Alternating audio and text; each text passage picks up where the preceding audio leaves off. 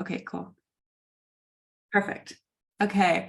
Welcome, Tayga. We have Tayga here. He's the founder of Debite.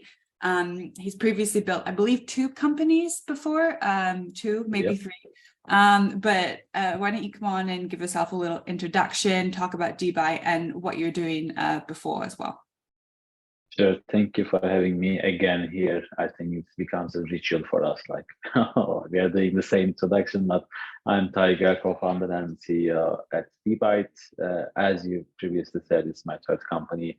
First one was a very a traditional one, but I made a decent exit when I was 21. So get some cash in the hand and build another one, which is a home services marketplace like in Turkey. Expanded into Italy, Spain, and the UK, scaled it pretty much. And then when COVID hits, it affected my company a lot, but that gives me another experience. The experience was like doing a massive headcount cut and turning the company into a profitable business. So I think now I'm 32, but I have an experience of 62, which is in some cases good, some cases very long journey and so tiring. But other than that, now we are building Debite, which is the dynamic financing and payments platform, mostly for early stage companies. We are helping them to manage their cash flow. With Debite, you can receive your receivables faster, pay your payables slower, so that you're going to have the perfect cash flow management tool. Nice. This is the introduction. Perfect. In terms of your investors, both with Debite and in the past, what have been, apart from the obvious ones that are like just total assholes, what's been the difference between investors that are like genuinely really helpful for you and ones that were, perhaps like detrimental?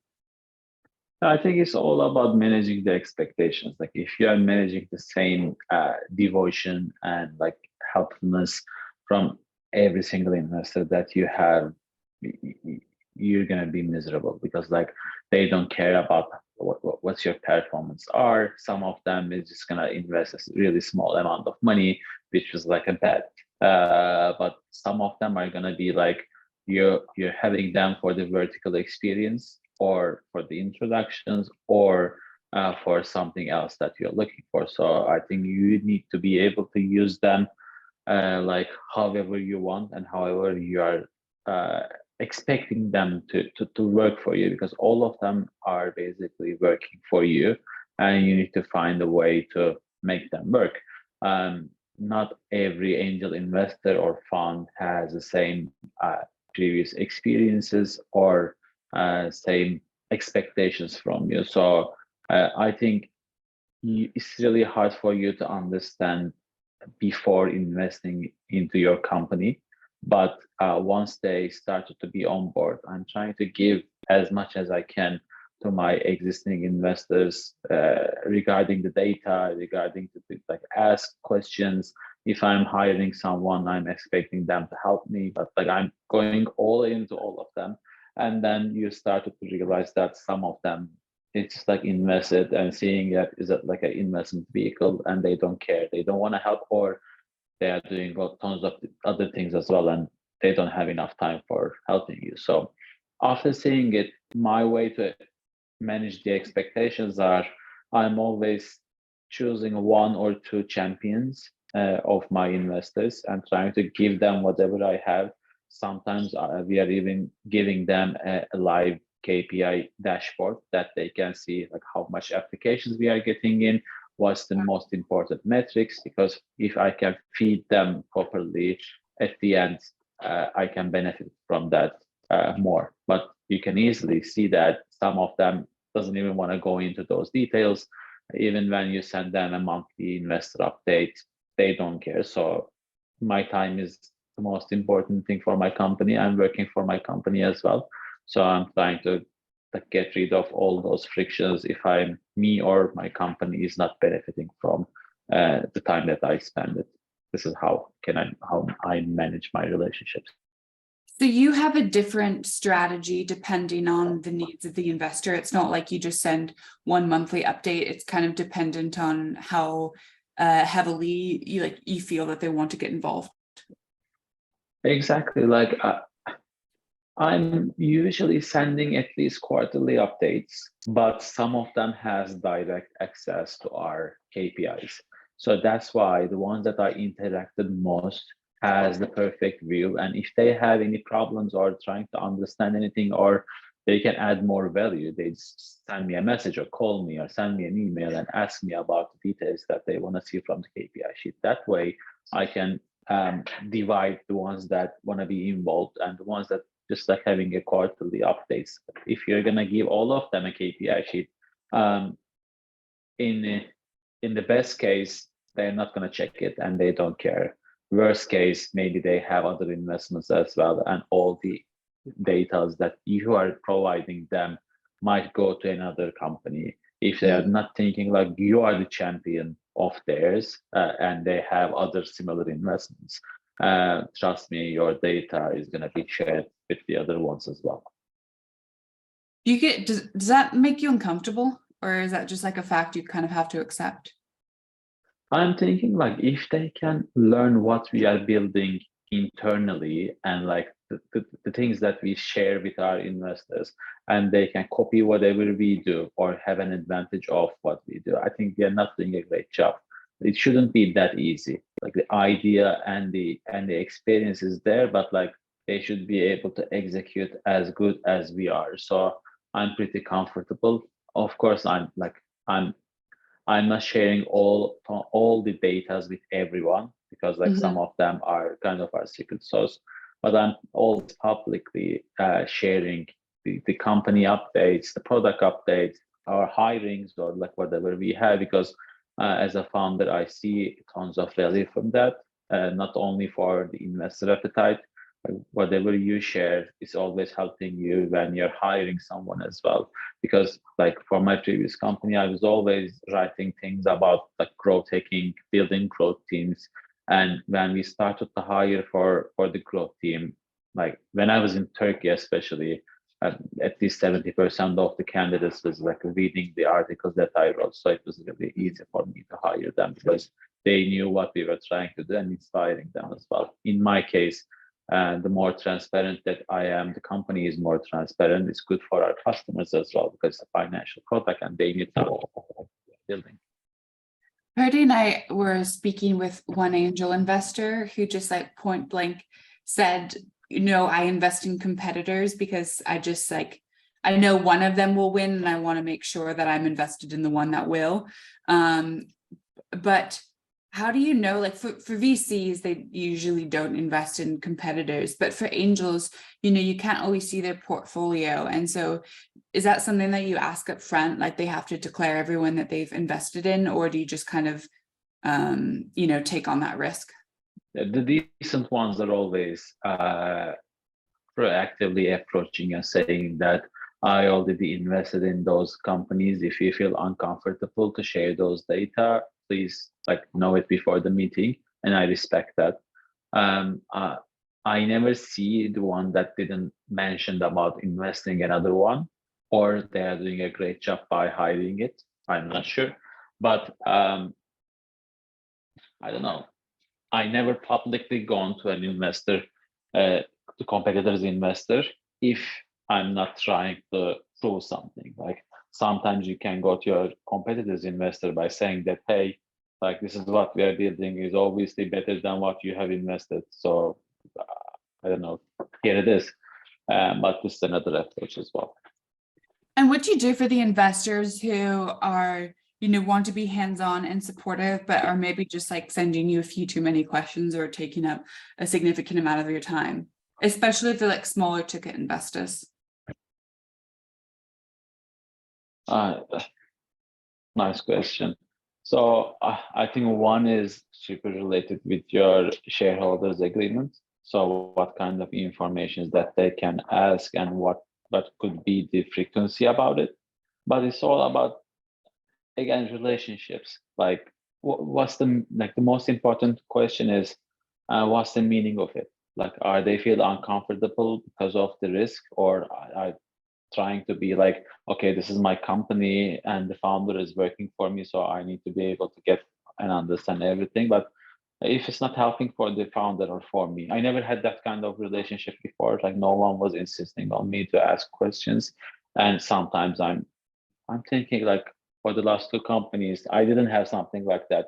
But my worst experience on like having board meetings with the unproductive board members are like they were expecting me to report them monthly or bi-monthly, and they were like they should have read all the KPIs and the financials that I send, and we need to discuss on like something important or like find a solution for the problems that we have. But mostly they were looking for reports because I don't know, they were lazy a bit, I guess. So that's why those like board meetings were inefficient, and I didn't like it. I'm Yeah. always trying to manage it with like sending them notes before the meeting, trying to spend 30 minutes, 45 minutes before the board meeting with every single board member to have their like what are they looking for? Is it good enough for them? Do they want to talk something specific on the board meeting? Because like it's a board and everyone has a vote, even if you have the majority, sometimes like they can block whatever you want to do. So you don't want to shock them in your board meeting if you cannot take all the decisions by yourself. So that's why I was trying to feed them before the meeting by saying that, okay, this is what I'm going to talk about in the board meeting. I want your support. What do you think about that? So it's all about managing that board meeting expectations as well. So you will reach out to people on the board ahead of the meeting and have a call with them and kind of do like a pre-run through. Exactly, because Okay. like they need to be able to see if they're in the board, they should see what is happening in their company. It should be super transparent because board means the one that like managing the company. So that's why they Yeah. should be able to see everything, and you should be able to take super fast decisions with them. But if you don't give them everything, if you're not transparent and just like reporting to them, it's not happening. It's not helping you. That's why I'm trying to send them notes before the meeting, at least a couple of days before, and then schedule a meeting with them for 30 to 45 minutes to go through the things that they want to see, or if it's good enough, it's a shorter meeting.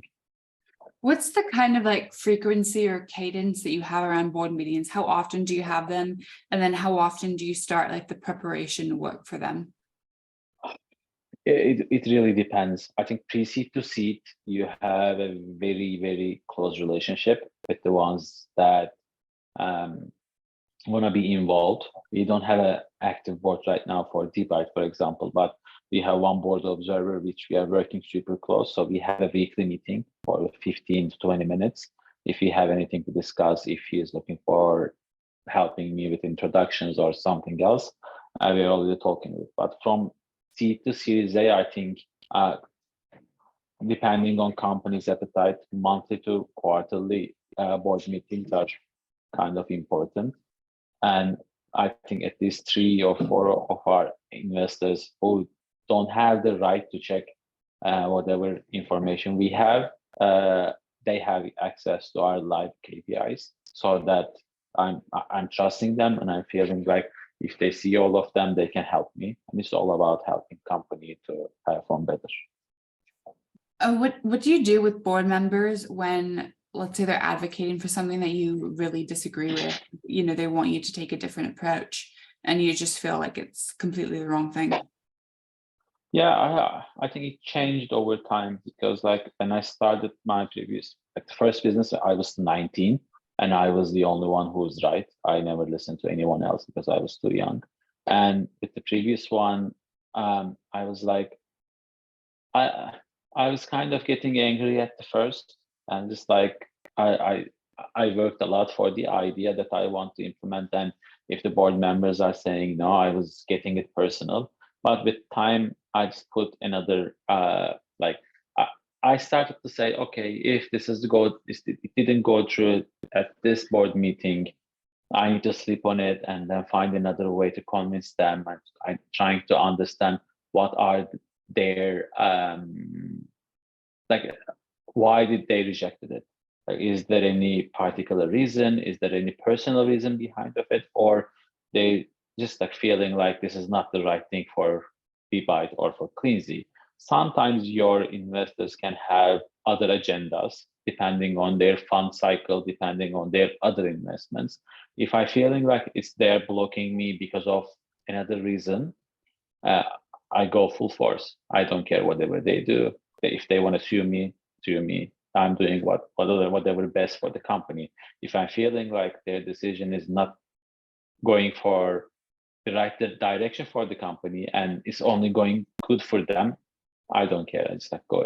But sometimes it's not like that. Sometimes they're seeing something that I didn't see because I'm too close to the picture, and they can see the bigger picture and they can help me to get a better understanding. So sometimes I back off and think, okay, maybe you were right. This is my strategy on that. How do you manage speaking with the board or, just your investors when things aren't going well? Like, if you've tried a new, spend a ton of money on one marketing tactic and it didn't work, or, a new hire lift, something like that, and people aren't happy. I think there are two things. One, if you're transparent enough, they don't need to wait until the board meeting. They should be able to see what's going on, what's going good, what's going bad. And it's not going to be a shocking thing for them, so that they would see you're not growing fast enough or you are burning more money than what they were expecting. So it's a better way to manage the relationship. But sometimes, like, if I'm taking all of the decisions, I need to bear for the cost. Like, I'm the responsible of the company, and I'm taking the decisions. So if something is going bad, I need to be the one by saying that, okay, I did this, it didn't work through, it's my bad. This is how am I going to fix it? And if I cannot find a way to fix it, then I would ask, like, do you have any idea on how we can fix this problem? But like, I don't believe any other investors or VCs in your board, but is going to think like, this company shouldn't do major mistakes, because if you're a Series A stage company, you should do major mistakes in every month, every quarter. So they should be ready for it. If you're not doing mistakes, you're not growing fast enough. Everything is so predictable, and where is the growth? Like, why are they betting on you? You're not a public company. You don't have 5,000 people working in your team. Everything is super like data oriented. You're taking decisions, you're taking risks, and that risk is giving them the return. So if everyone is like running to the same goal, I think it's way easier. But if another investor has another agenda for his or her fund or any other investment that they have, then it started to crumble. Okay, I have a few more questions, but quick reminder to everyone in the audience, we're going to be moving to Q&As in just a few minutes. So friends, I can see Francisco's already put a few questions in the chat, but feel free to add anything else there or raise your hands. Have you ever turned down an investor before? A lot. What reasons do you do that? Apart from like, valuation. Oh. Okay, culture fit, need of our business, the type of the fund, feedbacks from other portfolio companies who have failed or who have succeeded before. Like, before that, for my second company, I was like, whoever wants to invest, I was like, yeah, like, let me get the money. If I'm feeling some red flags or yellow flags, I was like, okay, those things can be fixed.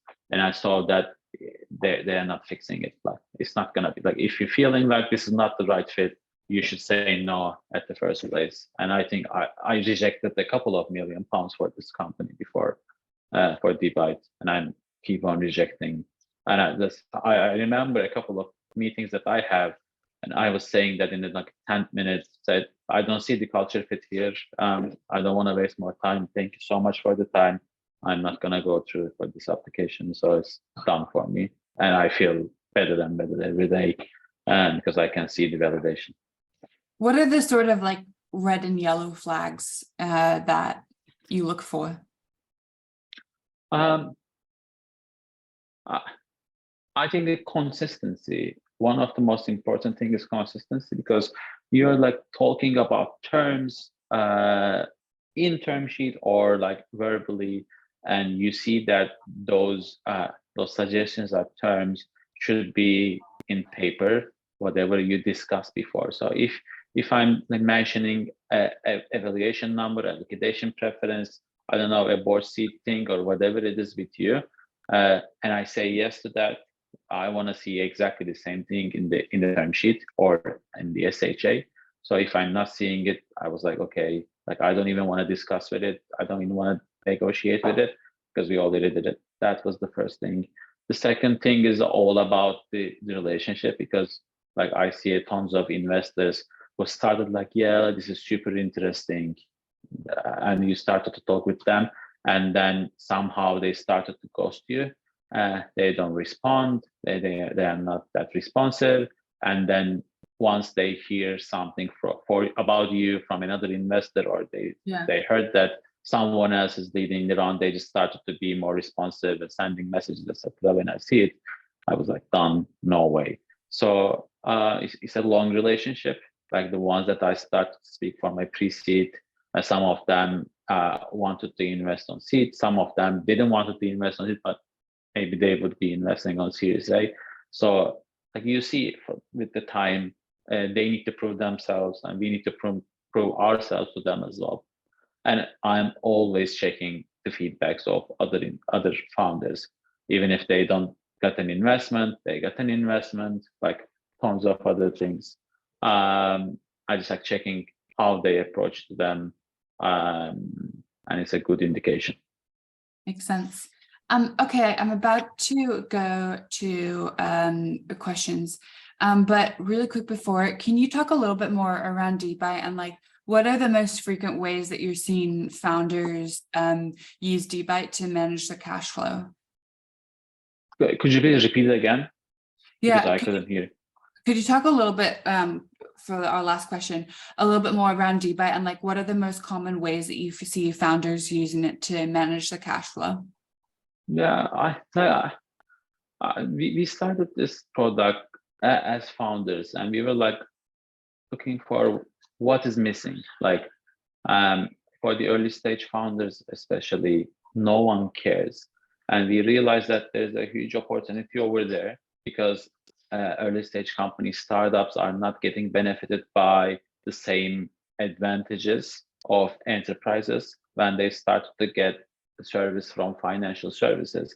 So we saw that the most important thing for a founder is managing the cash flow.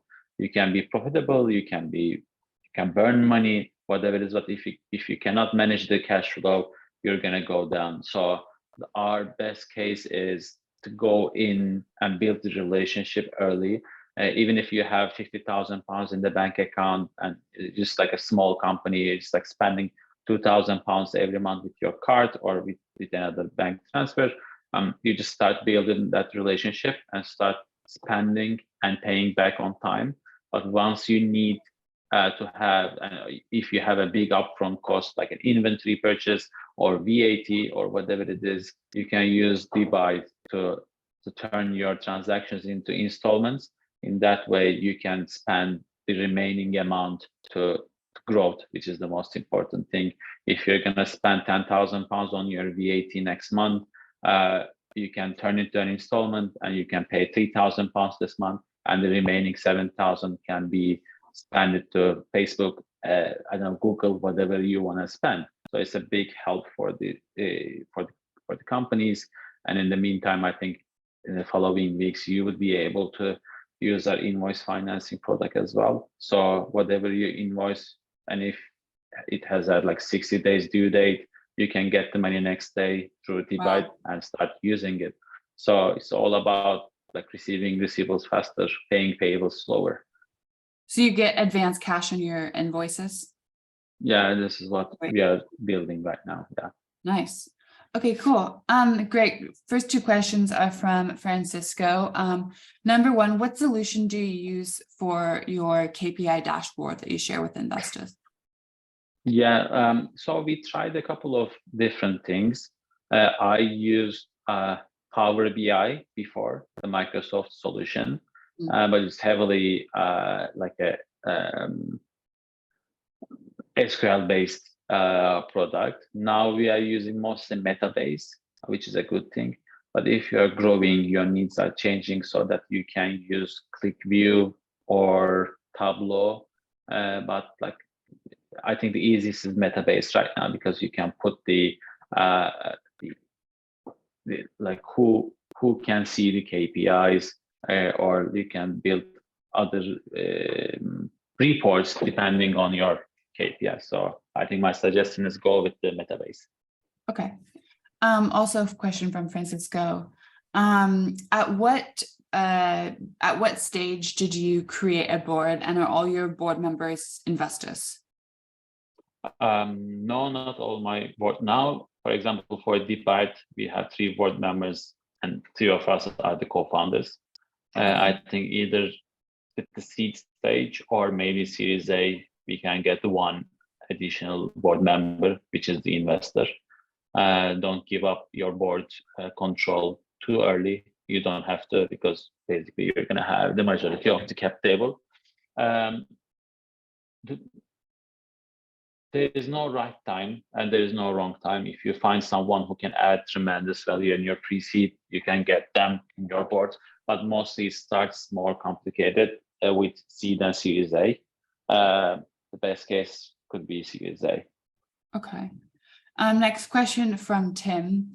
What are your thoughts on having an advisory board and having a freer, more far-ranging proposition/strategy chats with a group of trusted advisory/mentors? Yeah, we have an advisory board. We split it into a couple of person. Advisory board is not for the ones that already invested in with the cash.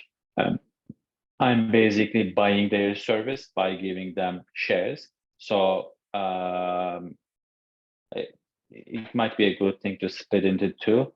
Advisory board cannot take decisions and they cannot be held responsible by the decisions that you gave. So it's more about we have one advisory board member on the debt facility side. So we are asking the right questions to him about like, who should we work for the lending side? What should be the terms?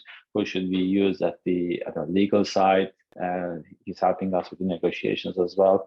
Another one is putting extra value to the product. So it's all about having the right people around you to help you to become a better founder or a better company. And you need to give them something. And the most valuable thing is your shares. And it's a great way for incentivizing them with your shares, because if they give more, their earnings are going to go up. Makes sense. Okay, we're going to take 2 last questions before we go on to pitches. Next one is from Joe. At what stage did you find yourself with enough investors that you could pick and choose your investors? We're still at the point where cash needs dictate these choices. Nice question. I think it's not related with the stage. Either it could be a pre-seed or Series D, E, pre-IPO, whatever. This is all about managing the investor appetite. So I got a toxic VC in my pre-seed stage, and they wanted to invest around 1.7 million pounds to our pre-seed stage, and I rejected them because like we didn't have the culture fit. Even if we did like an in-person full team meeting, we said everyone was talking about, yeah, like those are not right people for us. So we passed on it. So I don't know, like, yes, if you don't have the cash and you're trying to survive, you're gonna get the money, whatever it takes. Yeah. Like, this is life. But if you have any single opportunity to say no to them, say no to them. And it's not related to stage.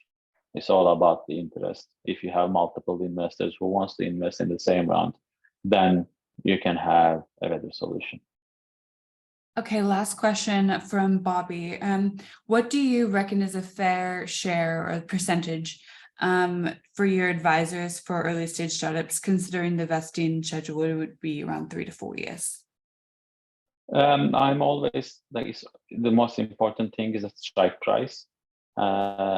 and I'm always trying to give not percentages. It's like a fair value of their time. So I'm not talking about the percentage. I'm talking about X thousand pounds worth of shares with the strike price. So I wouldn't go above 1% in any case. But the more that you go down, it's going to be less attractive for them. So the best, ideal scenario is the ones that already you gave them some advisory shares.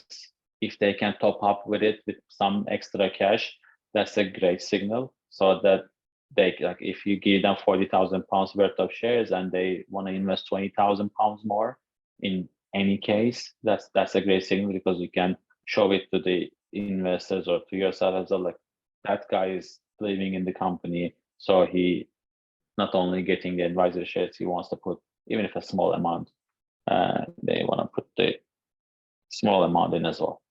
Okay, great.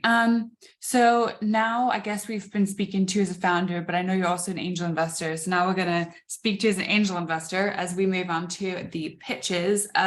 First pitch is with Leone, who's the founder of Palco. Purdy, do you want to enable screen share? Actually, I can do it over here. Leone, are you ready to go? Yeah.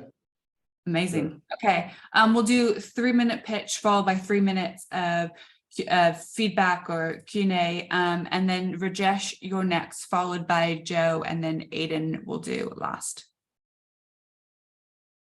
Okay, ready? Yeah, okay. Beautiful. Go ahead. Okay, so my name is Leone Crescenzi. I'm the CEO and founder of Palco. We are developing a SaaS platform to help creators and retailers take ownership of a profiled audience using engaging custom games and interactive video streaming shows. So our most recent milestones are more than $20,000 in revenues for 2021 and 2022.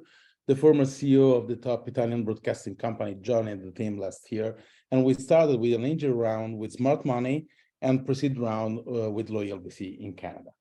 So creators and retailers, they don't really own their audience on social media, and they rely on the platform policies and algorithms. And actually, they have zero control on their audience.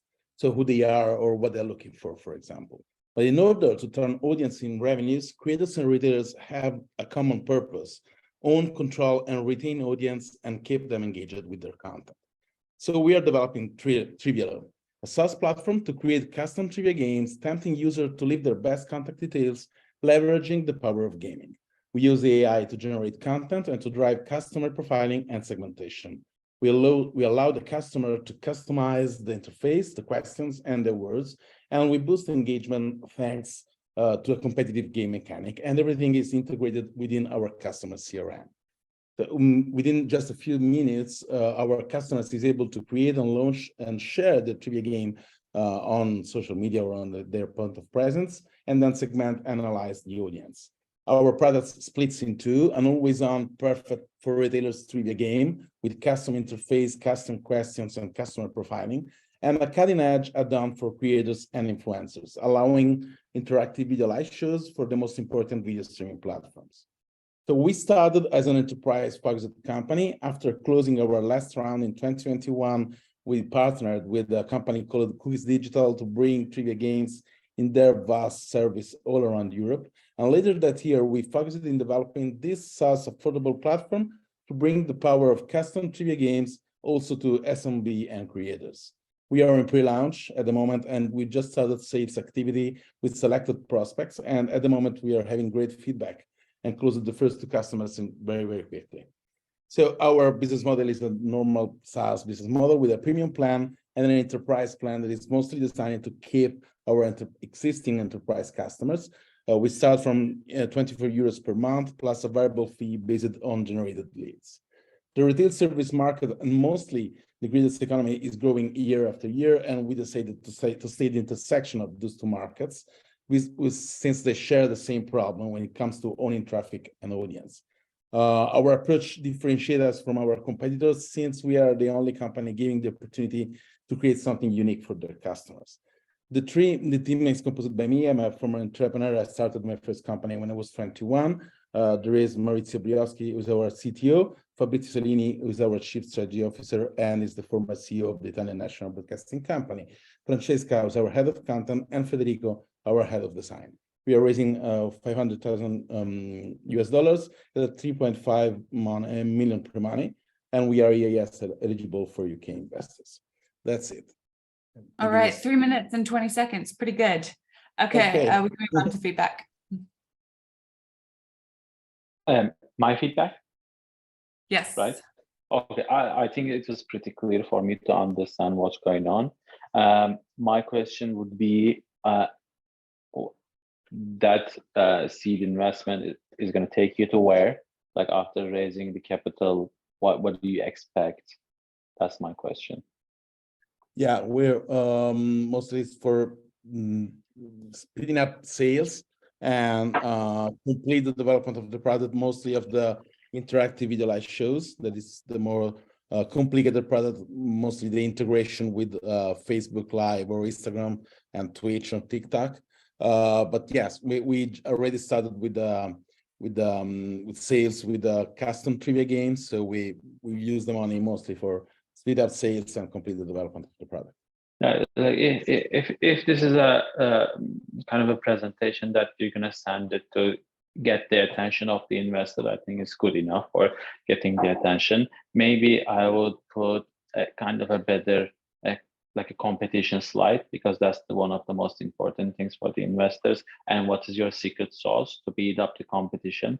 Because like I don't know anything about the vertical, but if you're sending it to an investor that is already investing in your vertical, they should be able to say, okay, I understand why they're special, and that's why they're gonna win this game. So I think that might be important. But like following up to that, I think now people are looking for longer runways. Now I'm seeing like 24 months runway, which is insane, but all of the VCs are asking for it. So it should give a clear path on like how long this money is gonna be available for you, where it's gonna take you, and what are gonna be the key things that you're gonna accomplish with this money. Not like hiring or like hitting certain revenue or certain customer number or like whatever is important for you. Yeah. But that is very clear. Thank you. Got it. Thanks so much. All right, nice. Okay, Rajesh, are you ready to go? Yeah. Thank you, Am. Just give me a minute. All right. Can you guys see my screen? Beautiful. Yes. Excellent. Okay. Thank you. Okay, I'll hit the timer now. Perfect. Thank you. Good afternoon, everybody. My name is Raj, and I'm the CEO and founder of Reach. Reach is an online marketplace and all-in-one small business platform for service businesses. We are aiming to actually cover pretty much every other service industries which is mostly to do with domestic market.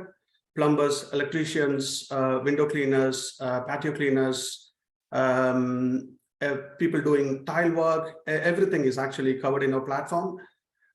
We right now support over 60 different business category types in our platform. And so this is a two-sided marketplace. So going into the problem, consumer today are actually facing huge difficulty in finding reliable tradespeople. Even if they get to actually use Google, it's going to take nearly like 20 to 30 minutes on an average to pinpoint a single tradesperson. Once they know the tradesperson, it's going to again take probably about 1 hour to actually communicate to them. If they are busy on the phone, you follow up with them, keep reminders and follow up them day after day to actually get them on site to do the work. So there is no clear clarity on the price, and there is no understanding of how they are actually pricing everything, and there is no way the price upfront. Another problem is one thing which I faced on my home project, which was a huge renovation project, which involved like 8 different tradespeople from different sectors in the home industry. even if people are available, they are not available immediately or when you really want them. So most people I came across, they either have customers booked for a couple of weeks, or they don't actually have any booking at all, or they're ready to serve you in the next few days. This gives me a constant confusion of whether are they really reliable tradespeople. You see, people like me use a platform called Checkertrade. But the problem with Checkertrade is if you search for your postcode and look for any service, you always find people with 9.5 plus rating out of 10. It is nearly impossible to have everybody having 9+ rating, and we still have so many problems, and people keep complaining about the building trade industry. Second thing is communication challenges. While they are actually at site, they won't pick the phone, and when they are actually in the evening, they don't pick the phone. So you have to give and try all the time to find a way to communicate to them and to get the message out. So this is just one side of the problem. If I look at the business owner side of the problem, why they have all these problems, which is being pushed into the customers, they themselves have different set of problems. They have actually difficulty in attracting new customers. They have difficulties in managing their business reputation online. Consumers are more and more using online platforms or Google, for instance, to research about the business. Even if they actually get to go to a customer site and do the job, all their payment plans can actually mess up with their continued cash flow. Hey, Raj, I'm going to jump in. We're about 40 seconds over, so wrap it up in 10-15 seconds. Sure thing. Okay. So, so the solution we are trying to offer here is actually a home service network, which will have two apps. One is the Reach Business app and Reach Booking app. The business app is going to actually give all-in-one small management software for the business, whereas with the booking app, customers can actually book an appointment instantly, see the price upfront, see the availability, and they can actually book at their own availability. If they actually pay the appointment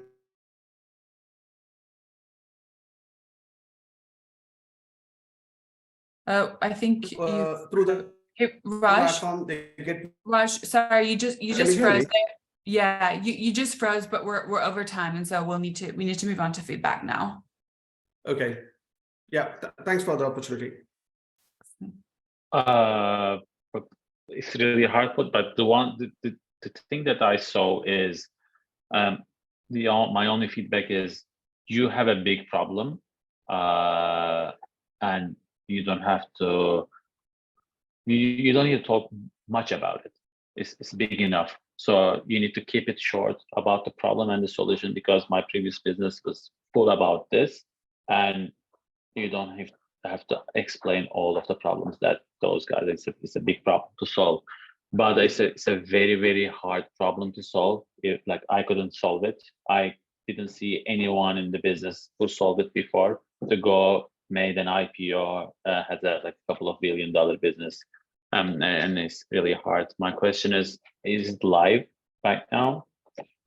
Yeah, or I mean, generating revenue? Okay, so this was actually bootstrapped, and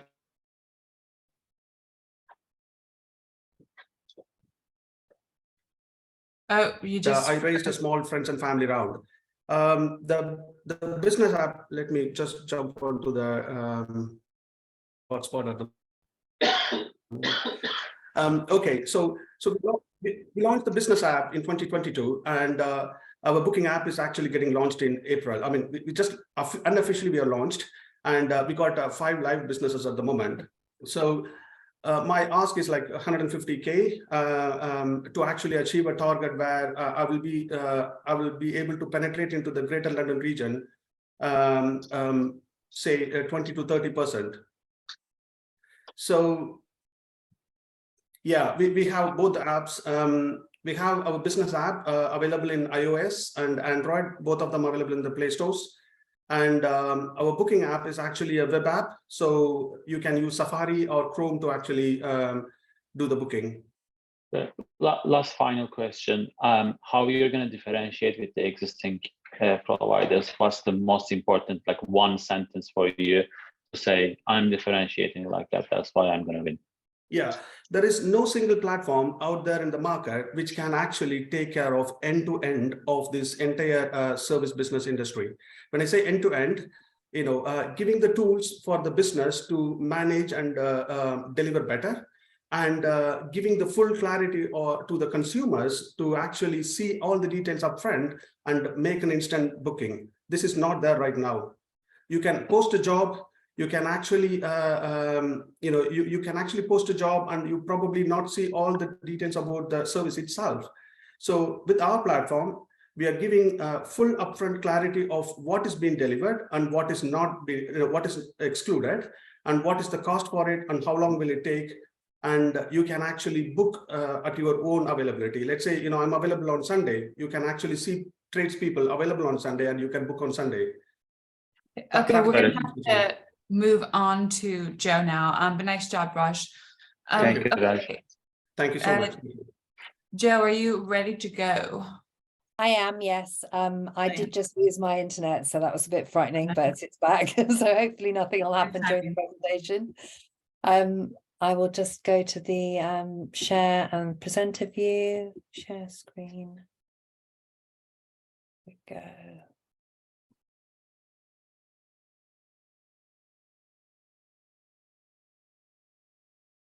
All right, perfect. I will start the timer now. Yes. Okay, thank you very much. My name is Joe Eckersley. I'm the founder of Bubbl. Sorry. Oh, Raj, I'm just going to put you on mute now. Okay. Thank you. Sorry. My name is Joe Eckersley. I'm the founder of Bubbl. I'm a marketing and PR industry veteran and was running an innovation agency in 2016. And it was there that we foresaw a huge issue for the app industry. So let's dig into the problems. 485,000 apps are downloaded daily and huge budgets are spent acquiring those users. But using apps for engagement or revenue is hard. Trying to charge a subscription fee or sticking a pop-up ad on the screen while you're in the app for something else seems to be the fastest way to lose potential customers. In 2019, Burger King showed one way to solve these problems. They put digital boundaries around 20,000 McDonald's car parks and they sent a 1-cent Whopper offer notification to anyone with the burger app who broke a McDonald's geofence. The campaign ran for just 9 days. 500,000 vouchers were redeemed, and it took them from 686 in the App Store to #1 overnight.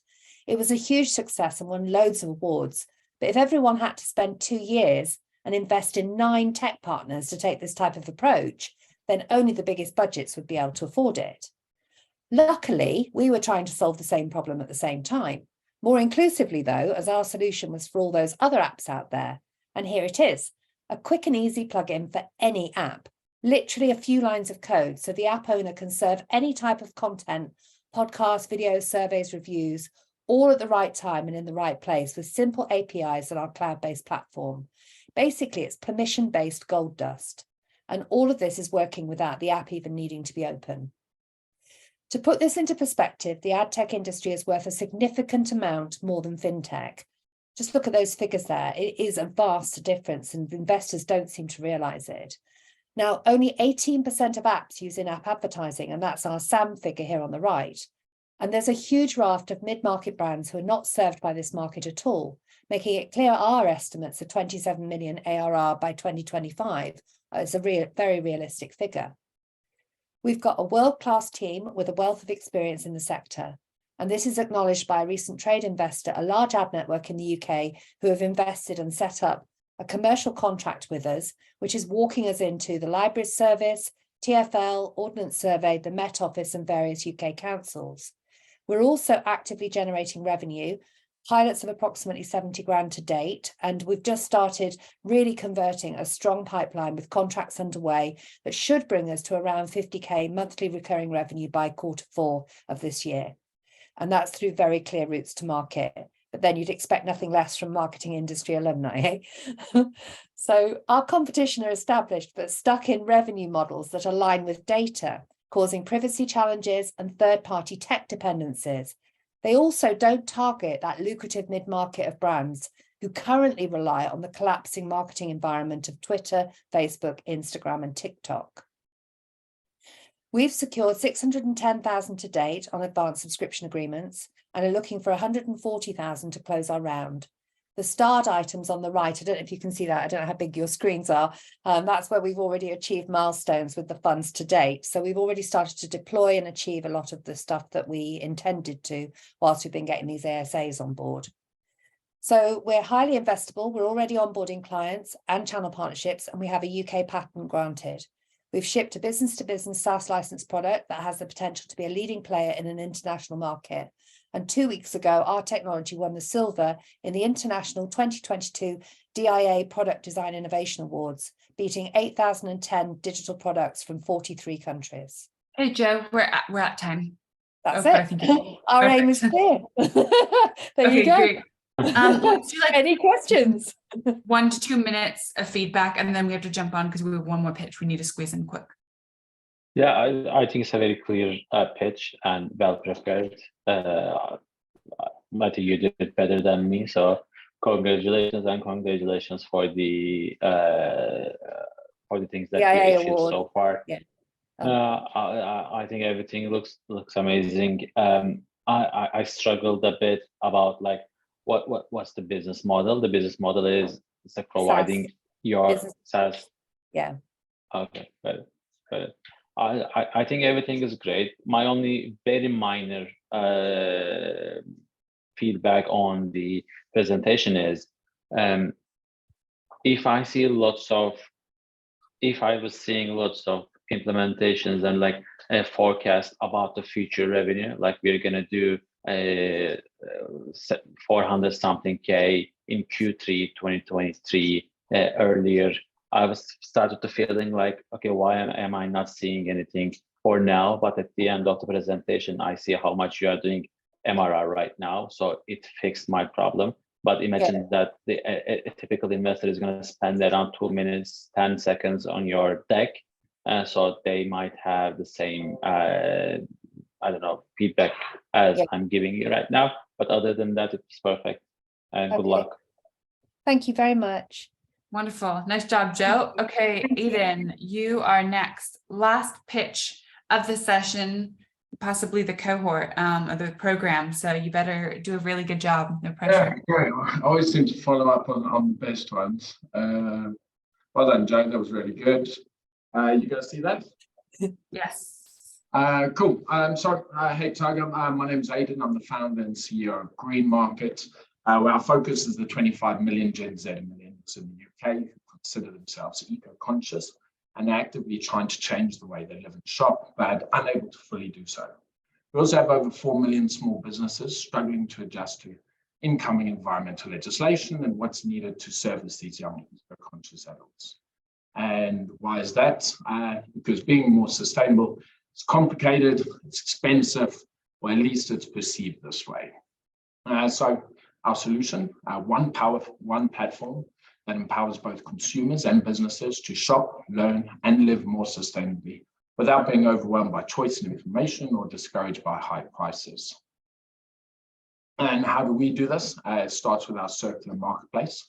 Our users browse thousands of sustainable and cost-saving solutions, from refurbished iPhones to car sharing services. Our innovative impact categories means we're hitting 5 times the average order value that of the other ethical marketplaces out there.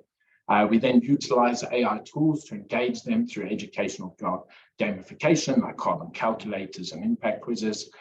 For these non-invasive features, we capture 3 times as many data points as the standard marketplaces. What they eat, how they travel, but most importantly, what really matters to them. All this allows us to provide a data-driven, hyper-personalized customer experience. We then lock them into our platform by rewarding their sustainable decisions. Our cue, reward, and routine combination creates a perfect habit loop, and this is what brings them back time and time again. Our business model is simple, but has amazing potential for growth. We earn 10 to 20% commission on every transaction, and with both B2C and B2B applications, additional revenue streams include premium memberships, subscriptions, and advertising options. The ethical consumerism market is massive and has grown 1,000% in the last 20 years. We're also tapping into the billion-pound markets that include refurbished tech, sustainable fashion, and plant-based foods. We do face indirect competition, but they only offer one small part of a sustainability journey. We're empowering a complete sustainable lifestyle, all in one place, and making it affordable. And the fact that 62% of all global sales last year were through an online marketplace tells us people want this too. Although non-technical, our experienced founding team has a perfect balance of creativity and vision, with proven pragmatic problem-solving ability, and not to mention a 20-year relationship. And this is what enabled us to build an MVP that in just 10 months runs to turn over 100K, bring on more than 50 leading brands with 50 more on a waiting list, and achieve a Trustpilot rating which blows our competition out of the water. We also just closed March at 25% above our predicted targets. We're looking for a minimum of 500K to grow fast and optimize our platform, build our team. This will allow us to scale our community and then enable that community to own a part of Greenmarket through a Series A crowdfund within a year. We're currently halfway to our goal and looking to speak to purpose-driven angels and institutional investors that can help us get there. And that's it. Thank you very much. Beautiful. Okay, right on time. Let's do 60 seconds of feedback. I really like the forecasted and actual visualization about your revenues. So it's just like giving confidence to the investors by saying, okay, this is what they have predicted, and they either above or below it. But it's very like I really like that strategy. I think one of the most important things for you is the go-to-market strategy. Maybe it would be good to mention the go-to-market and some defensibility of the product in the near future as well. Just like a small feedback for the pitch, but other than that, it was great. I like the the level of the pitches are amazing in this cohort. Like I'm very impressed by all of you guys. Congratulations. I hope you're gonna raise the money that you were looking for. But this is amazing. Like bravo to all of you. Nice one. Wonderful. Cheers. Thank you. That's great to hear. And yeah, good job to everyone who pitched today. Tayga, thank you so much for joining us. Founders, you can find out more about Debite on the platform. It's linked under the resource section. You've probably seen it by now. Definitely go check it out. We are going to sign off now. If you have any questions, founders, just shoot us an email afterwards. We'll be in touch with next steps. And thanks so much, everyone. Thank you so much, guys, for having me. Yeah. Bye-bye. Bye. Thanks all. Thank you.